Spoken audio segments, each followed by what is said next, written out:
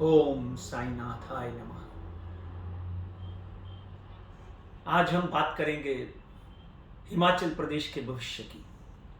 हिमाचल प्रदेश में इलेक्शन होने जा रहे हैं और कहते हैं कि हिमाचल में हमेशा हर 5 साल के बाद सरकार जो है वो नई पार्टी की बनती है। पहले बीजेपी की होती है, फिर कांग्रेस की होती है, वो अगले 5 साल फिर बीजेपी की होती है। तो इस तरह हिमाचल में हर 5 साल क्या इस बार ये जो सिलसिला है भारतीय जनता पार्टी तोड़ पाएगी, इसके ऊपर भी अपन अध्ययन करके आपके सामने रखेंगे।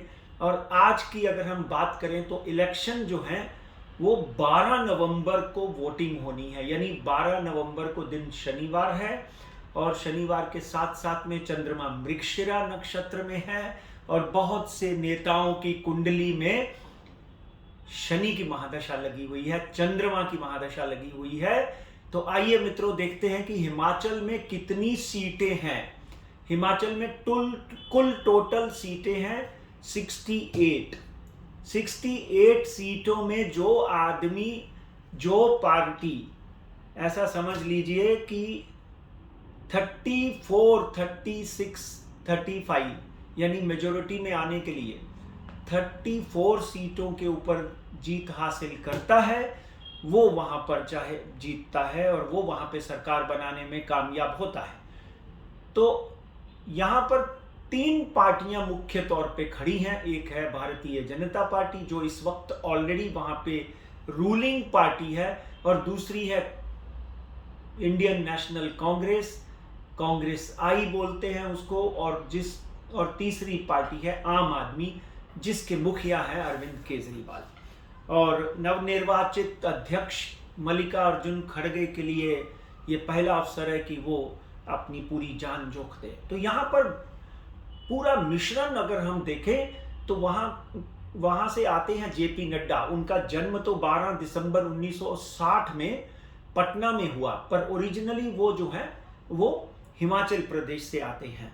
कुंभ लगन, कन्या राशि, शनि की महादशा और शुक्र की अंतर्दशा।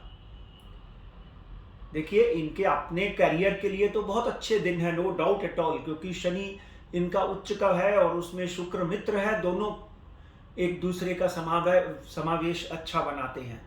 राहुल गांधी 18/6/1970, वृश्चिक राशि, चंद्रमा की महादशा लगी हुई है। प्रियंका वाड्रा जो वहां पे पूरी जोर लगाकर काम कर रही हैं, रैलियां कर रही हैं, और उनकी कुंडली जब देखते हैं तो 12 जनवरी 1972, चंद्रमा की महादशा 5/4/2021 से लगी हुई है।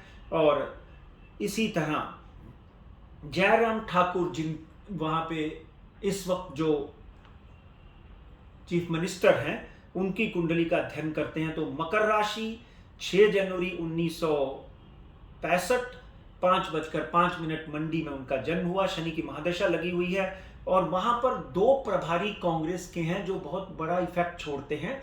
एक है राजीव जी शुक्ला जो इस वक्त वहां के प्रभारी हैं, दूसरे हैं तेजिंदर सिंह बिट्टू जो जालंधर से हैं और कांग्रेस के कर्मठ नेता हैं और कर्मठ कार्यकर्ता हैं, ऐसा समझकर चलिए।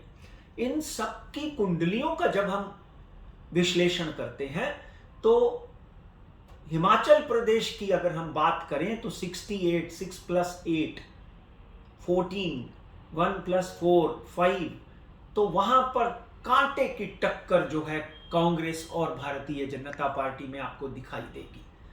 मगर मेरे विश्लेषण में अगर मैं अच्छी तरह से आपको पूरा विश्लेषण करके दिखाऊं तो वहां पर सरकार कोई भी बना सकता है, इतनी कांटे की टक्कर है। यानी एकदम आप देखते हैं जब डर्बी घोड़ा की रेस होती है तो नेक टू नेक, किसी का नाक आगे है, किसी का मुंह आगे है, तो जीत जो है फोटो फिनिश में होती है। तो यहां पर भी फोटो फिनिश में जीत होती हुई दिखाई देती है, कोई भी जीत सकता है। भारतीय जनता पार्टी वाले कहते हैं कि हमारा पलड़ा भारी है और कांग्रेस कहती है हमारा पलड़ा भारी है। मगर यहां पर पूरा विश्लेषण करने के बाद मैं आपको अपनी गणनाएं जो हैं लेकर आपके सामने आया हूं, अपने नंबर सामने लेकर आया हूं। कांग्रेस को 30 से 32 सीटें मिलती हुई दिखाई देती हैं और भारतीय जनता पार्टी को 28 to 30 सीट्स मिलती हुई दिखाई देती हैं। आम आदमी पार्टी को 1 या 2 सीटें मिलती हुई दिखाई देती हैं।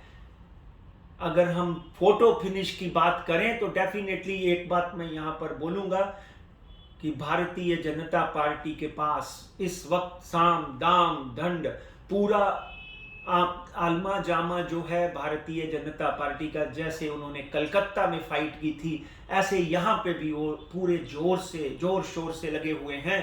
मगर यहां पर लड़ाई कांटे की है, वातावरण बहुत ही नजदीक का है। देखिए वहां पर तो हमने बोला था कि ममता जी जो है 190-200 सीटों के ऊपर ले जाएंगे, मगर यहां पर भविष्यवाणी करनी ही बहुत कठिन हो रही है। तो भी प्रियंका वडेरा की कुंडली में चंद्रमा की महादशा लगी हुई है और राहुल गांधी की कुंडली में भी चंद्रमा की महादशा लगी हुई है।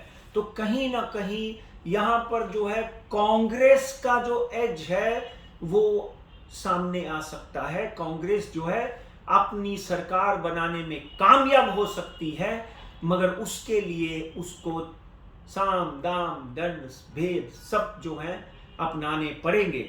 और आम आदमी पार्टी के पास अगर 1 या 2 विधायक आते हैं तो उनका भी सहारा लेना पड़ सकता है। मगर जिसकी लाठी उसकी भैंस कहते हैं ना, मगर इस वक्त तो लाठी जो है वो भारतीय जनता पार्टी के पास है और भैंस भी उनके पास है, इसलिए लड़ाई कांटे की है। मगर मुझे इन नंबरों में कांग्रेस सरकार बनाते हुए दिखाई देती है, इसलिए आगे की भविष्यवाणी जो मैं करूंगा वो होगी भारतीय जनता पार्टी और कांग्रेस के लिए गुजरात की लड़ाई। गुजरात की लड़ाई कौन लड़ेगा, जल्दी देखिए मेरे YouTube चैनल पंडित राजकुमार शर्मा के ऊपर। 1 या 2 दिन में उसकी भविष्यवाणी भी आपके सामने रखूंगा। तब तक आपसे अनुरोध है कि पंडित राजकुमार शर्मा सब्सक्राइब जरूर करें। नमस्कार।